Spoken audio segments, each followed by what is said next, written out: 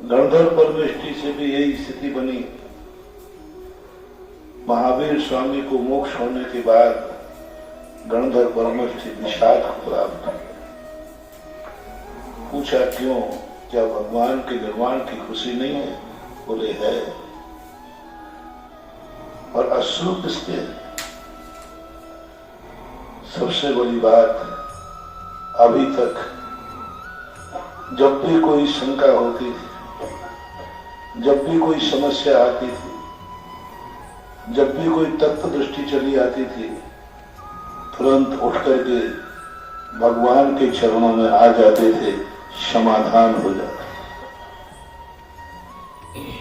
मुझे भगवान के निर्माण का दुख नहीं है, लेकिन मुझे अपनी जिंदगी का जो इतना लंबा अंधकार दिख रहा है, उस अंधकार के भय के कारण से आंखों में आंसू।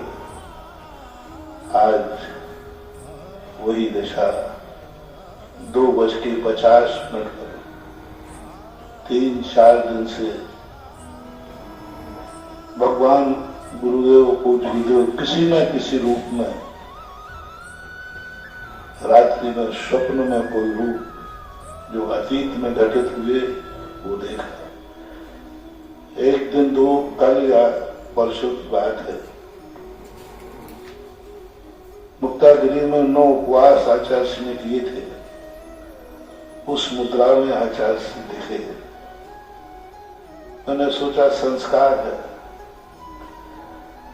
कल जैसे ही मैं बहुत सुखद स्वप्न देख रहा था कुंडलपुर का, मैं नमोस्तु कर रहा हूं, पूज्य गुरुदेव ने मुझे पीछे लगाकर आशीर्वाद दिया।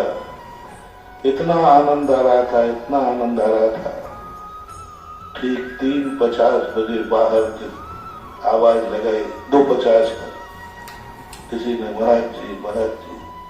मैंने समझा कि शायद सुबह हो गया है, मैं लेट हो गया हूं, क्या पता। 2-3 बार खोलने पर कमल टुकड़े की बात। जैसे उन्होंने कहा